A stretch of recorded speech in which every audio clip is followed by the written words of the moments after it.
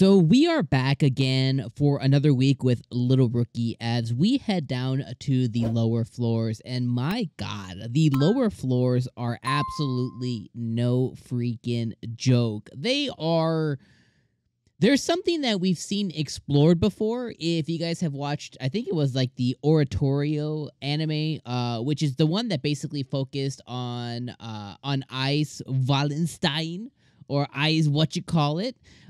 If you ever watched that anime, you saw the low-key Familia head down to like the lower levels up to like the 50th level, where a lot of the things really happened. But before really seeing that, our Familia here, so, you know, Bell and his Familia, the Hestia Familia, we've only ever really seen them go to like the level 17 or level 18. We've never seen them really explore beyond that. And now they have basically come out of the middle floors and we're down to the lower floors.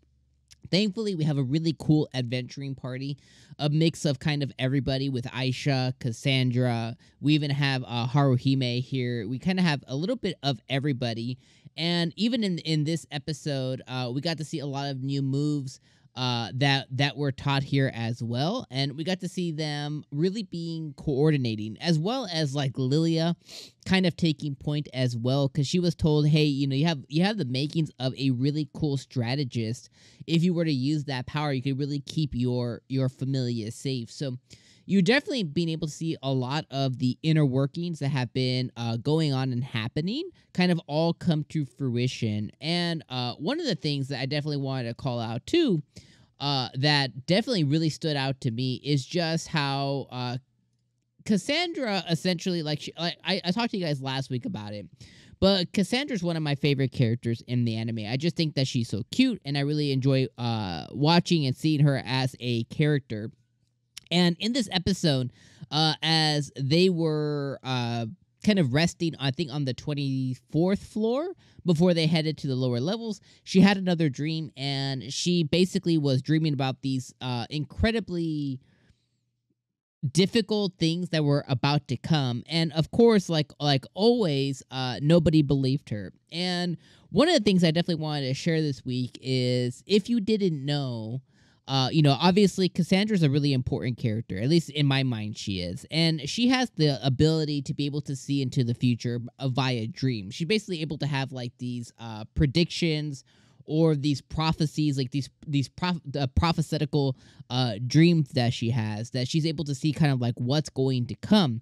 And this is a power that was bestowed to her from Apollo. But because Apollo has a very twisted sense of humor, he made it so that her dreams are incredibly accurate, but nobody would believe her.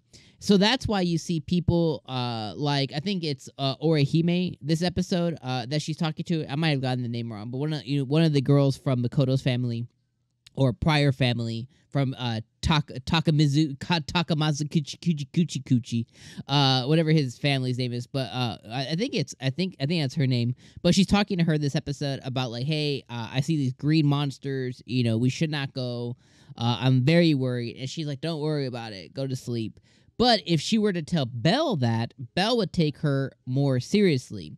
And the reason for that is because Belle has a indisposed ability to basically be able to not be afflicted by other gods' gifts or powers. And Cassandra's would fall along that, because she's basically cursed by Apollo, essentially.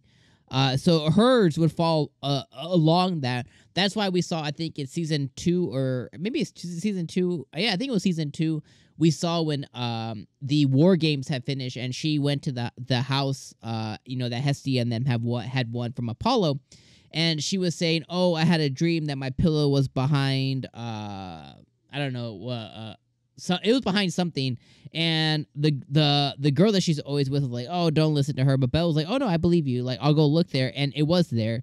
So if she were to tell her prediction or her prophecy to Belle, she would have gotten a lot further. But because she didn't, she told whatever her name was the prediction. She just kind of like everybody else does. She kind of like just like offset it. So I just kind of wanted to put that out there, because I always find it very interesting when Cassandra has these prophecies, just like she did in the war games, just like she did many different times before. and they always end up coming true. So I thought that was definitely a really good call out. The rest of the episode is really just kind of focused around showing off more of Belle's, not moves, but showing more of his progress that he's made over the last season, showing us a difference that now he's at level 4 on what that difference really means and what it made, and showing us the progress that he's made, because even this episode, Aisha recognizes him. She was like, oh, the way he leads the team, the way he pulls up everybody together, the way he does it, really exudes everybody's growth. It really is like he's a hero now. And even Aisha wants to eat him up even more than what she did before. And I find that extremely interesting as well, that, now we have others who are really recognizing him as this hero, as opposed to before he was little rookie or this person who had a lot of potential. So I really enjoy seeing that as well. Then we explored deeper into the dungeons. We got to see them go into the water area, I think the 25th floor. Got to see them go through there. We got to see Haruhime. I love seeing her interactions with Makoto and with Aisha. We got to see her being saved a little bit. We got to see Makoto busting out the new moves that she learned from Takamizu 𝐒𝐻𝐻𝐻𝐻𝐻. And we got to see really all of that, which I thought was really cool as well.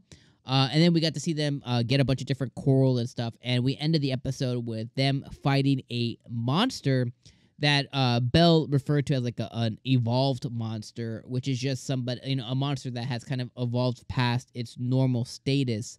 And now has a lot more awareness and things. Not quite the Xenos, but it's definitely an evolved monster. And this monster specifically is a moss monster. And we got a little hint for next week's episode, calling it the Parasite episode. So we know that now this parasite is going to victimize Belle and his party, as well as the elf dude that they found as well, because a lot of people have been going missing in the lower floors, which is called out by Aina, which is Belle's, not caretaker, but his quest giver. So that is all really cool things for what's to come, and I really like this storyline that we're seeing so far. It's definitely really, really interesting. And I'm just kind of loving how it's getting all tied together. But let me know what you guys thought about this episode down in the comments below. As always, I appreciate you guys being here for another week, the second week now of Is It Wrong to Pick Up Girls in a Dungeon? And my friends, we'll see you guys next week. Peace out.